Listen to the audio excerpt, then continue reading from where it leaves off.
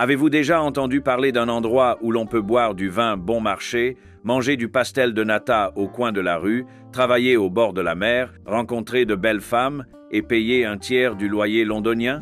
Bienvenue au Portugal, le paradis européen que le monde entier a découvert, sauf les Portugais. Ces dernières années, le pays est devenu la nouvelle coqueluche des nomades numériques, des retraités millionnaires, des touristes en quête d'expériences authentiques, et le résultat, c'est simple, ce cliché de Thanos. Et puis on se demande, hein? Où sont les Portugais? Ils ont disparu, mais ici ce n'est pas la moitié de l'univers, c'est la moitié du peuple portugais qui a disparu. Non pas parce qu'ils sont devenus poussière, mais parce qu'ils ne peuvent plus se permettre de vivre là où ils sont nés. Le Portugal est toujours aussi beau.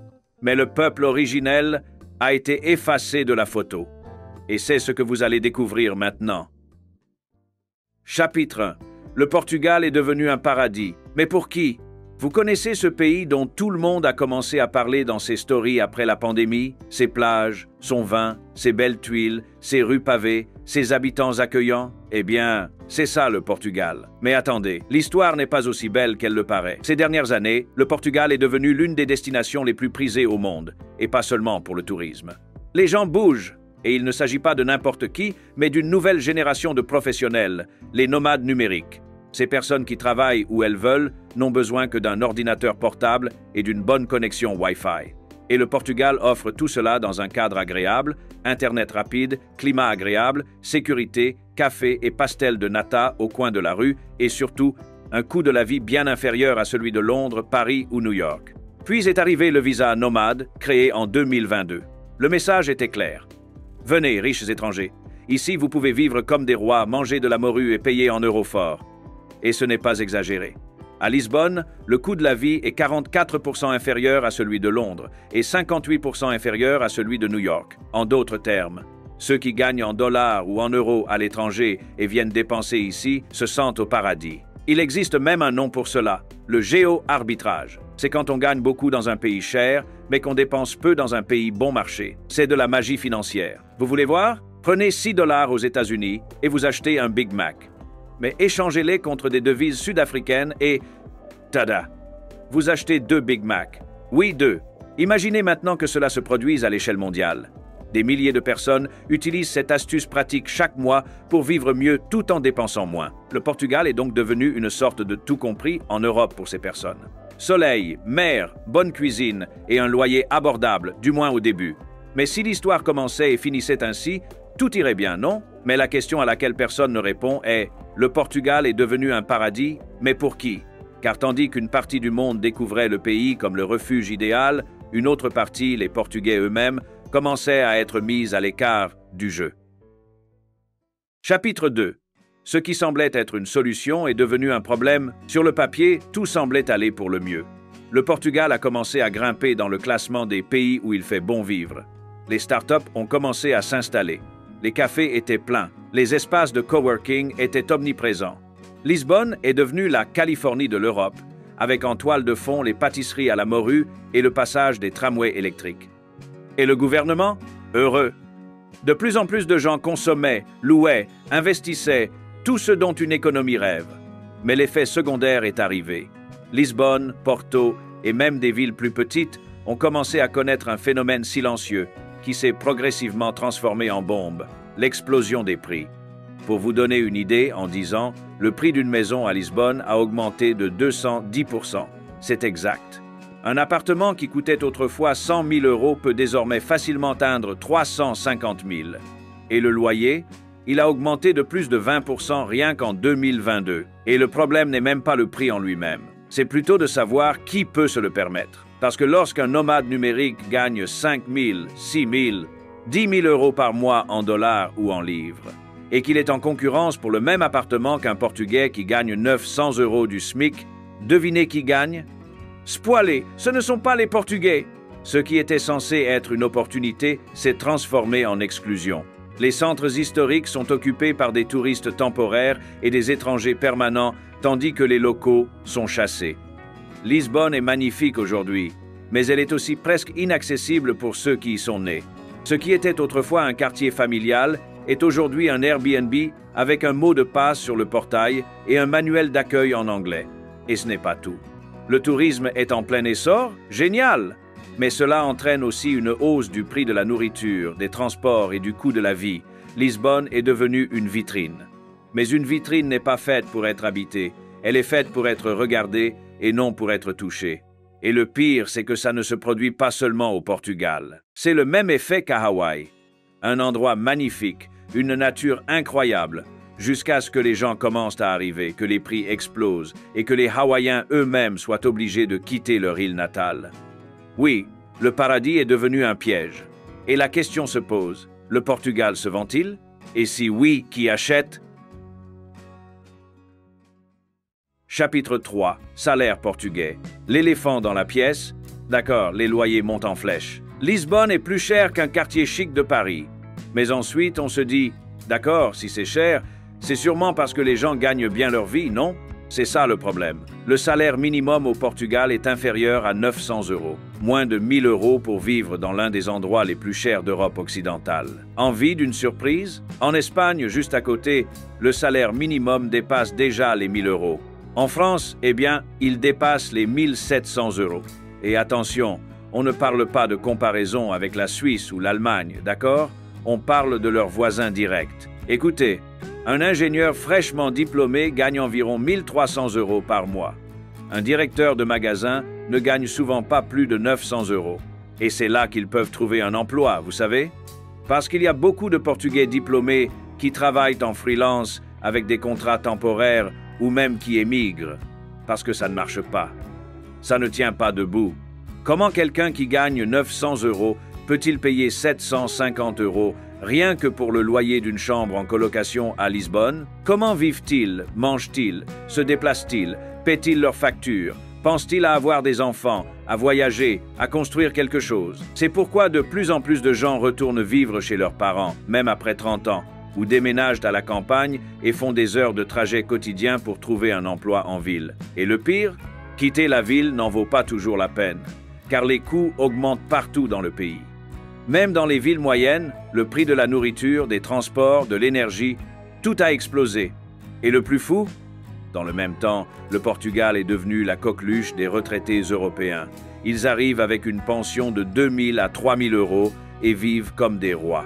Alors que les Portugais nés ici, ayant étudié ici, travaillant ici, peuvent à peine se permettre le combo loyer plus supermarché. C'est comme si deux Portugais vivaient ensemble sur le même territoire. L'un est une façade, avec vin, plage et coworking, et l'autre, réel, où le salaire couvre à peine l'essentiel et où l'avenir semble de plus en plus lointain. Et là, l'inévitable question se pose, le Portugal évolue-t-il ou se présente-t-il simplement comme un atout pour les autres? 4. Le paradoxe des maisons abandonnées. Imaginez, vous cherchez à louer une chambre et le prix est si élevé qu'on dirait que vous cherchez à acheter un manoir. Et puis, vous marchez dans la rue et voyez des maisons vides, partout. Fenêtres fermées, portes coincées, murs qui s'écaillent. Et vous vous dites, « Hein? Comment se fait-il qu'il y ait autant de maisons vides? Et pourtant, tout le monde n'a nulle part où vivre? » C'est vrai. Le Portugal compte près de 800 000 maisons abandonnées. Je le répète, 800 000, mon ami. Et non, ce ne sont pas des maisons dans une ville fantôme, non. Il y a des maisons abandonnées à Lisbonne, Porto, dans des villes moyennes et petites, de belles maisons historiques aux tuiles bleues avec vue sur le fleuve, abandonnées. Et pourtant, le loyer d'une chambre peut atteindre 600 à 700 €. C'est comme si le pays disposait d'un énorme stock de refuges et choisissait de les laisser fermer. Mais pourquoi? Parce que pour beaucoup, il est plus rentable de laisser la maison vide que de la louer à un prix raisonnable. Ou bien ces maisons sont héritées, des propriétés familiales, font l'objet de procédures judiciaires ou pire, elles ont été achetées à des fins spéculatives. Et pendant ce temps, les gens se retrouvent coincés. Des familles entières vivent dans des appartements de 2 chambres. Des personnes âgées seules dans des immeubles sans ascenseur. Des jeunes partageant une chambre avec des inconnus. Et voyez l'ironie. Tandis que les centres historiques se transforment en parcs d'attractions pour touristes, les vieux villages meurent. Il existe des villages à l'intérieur du Portugal qui comptent moins de 50 habitants. Des endroits magnifiques, avec de la nature, de l'histoire, du calme, mais complètement oubliés. Pas d'école, pas d'hôpitaux, pas de transport. Vous voulez y vivre? Parfait. Mais il faut avoir une voiture, Internet par satellite et être prêt à faire 1 heure de route juste pour acheter du pain. Mais tous ne sont pas morts. Certains, comme Piodo, ont réussi à se sauver grâce au tourisme. Oui, le même tourisme qui a détruit Lisbonne a sauvé Piodo. Regardez encore le paradoxe. Le pays qui ne peut pas habiter ses habitants, c'est la même chose qui vend son propre territoire comme décor pour un film européen. Et puis, cette question dérangeante. Y a-t-il un manque de logement au Portugal? Ou simplement un manque de volonté pour y remédier? Et avant de continuer, faites-moi plaisir, envoyez cette vidéo à cet ami qui dit toujours « Oh, je pense aller au Portugal pour recommencer ma vie ». Ensuite, partagez-la. Envoyez-la à votre famille, à vos amis ou à vos collègues. Parce que si on ne dit pas la vérité, la carte postale trompe même ceux qui y vivent. 5. La bulle touristique et l'expulsion silencieuse. Vous souvenez-vous de l'époque où le Portugal était un pays paisible, avec ses cafés au coin de la rue, sa vie simple et ses habitants accueillants? Eh bien, il a toujours tout cela. Mais maintenant, c'est réservé à ceux qui peuvent se le permettre. Lisbonne est devenue une sorte de Disneyland européen pour adultes aisés. On se promène dans les quartiers traditionnels et on entend parler que l'anglais, le français, l'allemand, les petits marchés sont devenus des boulangeries gourmandes. Les anciens voisins, disparus. Et à leur place, un nouveau touriste tous les 3 jours. Cela vous semble-t-il exagéré? Alors, comprenez-moi bien, aujourd'hui, il y a des quartiers entiers où louer une chambre, oui, une chambre, coûte plus cher que louer un appartement entier il y a 5 ans. Et on ne parle pas de quartiers chics, ce sont des quartiers ordinaires, de gens ordinaires, ou plutôt de gens qui y vivaient autrefois. Il y a des Portugais qui vivent à presque 2 heures de Lisbonne juste pour pouvoir payer un loyer qui couvre un lit et un réfrigérateur. Et c'est le plus cruel dans tout ça. Personne n'expulse les Portugais de force. Pas de sirène, pas d'avertissement. C'est une expulsion silencieuse, forcée par les factures, par le prix de l'électricité, par la facture de course, par la quittance du loyer. Un matin, on se réveille et on réalise « Ouais, ça ne marchera plus » et on part. On quitte la ville où l'on est né. On quitte le quartier où l'on a grandi. On s'éloigne de sa famille, de ses amis et de sa propre identité. Le pays est toujours aussi beau sur les photos, mais chaque cliché de drone cache l'histoire de quelqu'un qui n'en peut plus. Et le plus triste, c'est que cette histoire n'est pas nouvelle. C'est arrivé à Hawaï, c'est arrivé à Barcelone, c'est arrivé à Venise. Et maintenant, ça arrive au Portugal. Le problème n'est pas d'accueillir les touristes, c'est quand le pays commence à tourner en rond juste pour plaire à ceux qui ne veulent pas rester. Quand ceux qui soutiennent tout sont traités comme des figurants chez eux. Et alors, mon ami, le tourisme cesse d'être une source de revenus et devient un ouragan qui emporte tout. La question est, combien de temps encore les gens seront-ils chassés de leur propre pays? 6. Immigration, tension sociale et boucs émissaires. Vous savez, quand le problème est si grave qu'on commence à chercher un coupable juste pour ne pas devenir fou, c'est ce qui se passe au Portugal.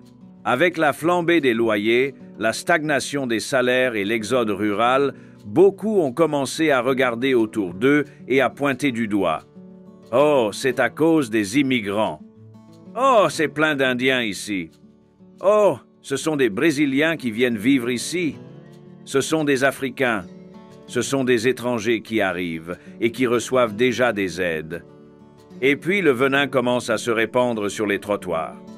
Un Portugais indigné s'exclame « Je suis né ici, je paie des impôts depuis des années et je ne peux pas louer une maison. » Et puis quelqu'un d'étranger arrive, qui vient d'arriver et qui est déjà plein d'aides gouvernementales.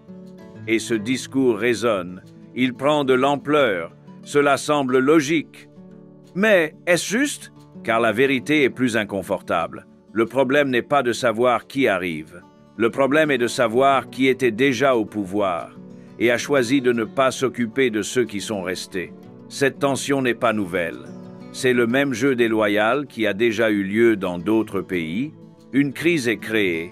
Les gens sont montés les uns contre les autres. Et ceux qui sont au sommet continuent de préserver leurs profits. Les immigrants deviennent le bouc émissaire idéal. Mais ils oublient que nombre de ces immigrés occupent des emplois dont les Portugais eux-mêmes ne veulent plus.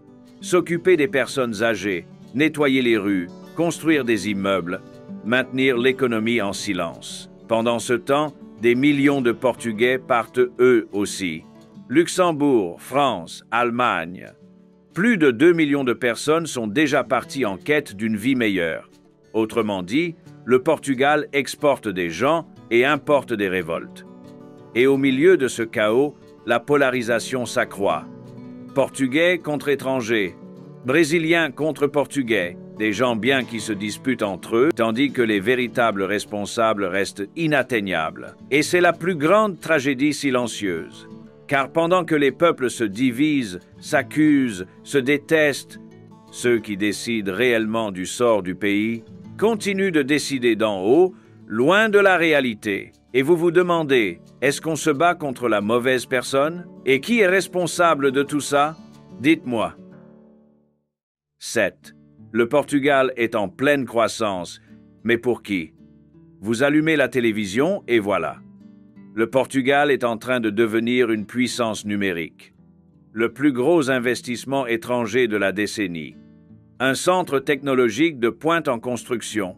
On dirait que le pays est en train de devenir une sorte de Silicon Valley en bord de mer, n'est-ce pas? Et dans une certaine mesure, c'est vraiment le cas. Rien qu'à Sines, une ville côtière, un fonds américain et une entreprise britannique ont annoncé un investissement de 2 milliards de dollars dans des centres de données.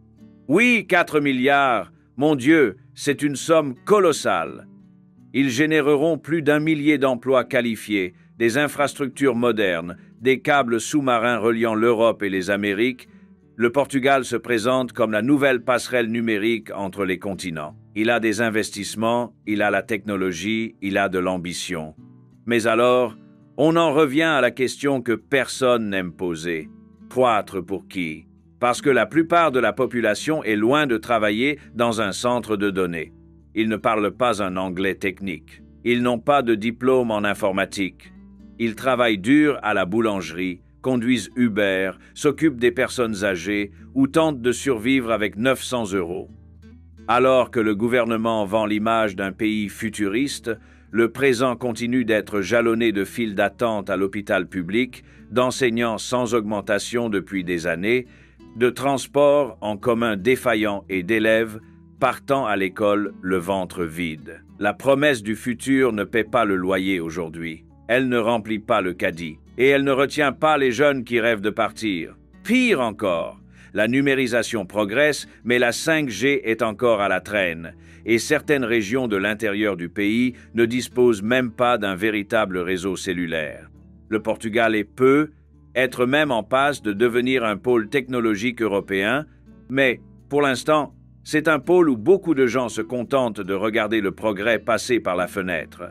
Et si la modernité est réservée à ceux qui sont déjà au sommet, de quel genre de progrès s'agit-il? Le Portugal est toujours aussi beau. Tout y est. Les tuiles bleues, le téléphérique jaune, le coucher de soleil cinématographique. Mais regardez bien, car toute cette beauté est devenue un décor. Et les gens? Ils disparaissent de l'image, comme le cliché de Thanos. Le pays est devenu une carte postale, mais seulement pour ceux qui arrivent avec des euros sur leur compte en banque. Et le plus triste, c'est qu'il y a encore des gens qui pensent aller au Portugal pour changer de vie. Alors, voici ce que vous pouvez faire. Partagez cette vidéo avec cet ami qui n'arrête pas de dire ça. Le pays est magnifique, oui, mais la réalité ne tient pas dans une photo Instagram. Et maintenant, cliquez sur la vidéo qui apparaît à l'écran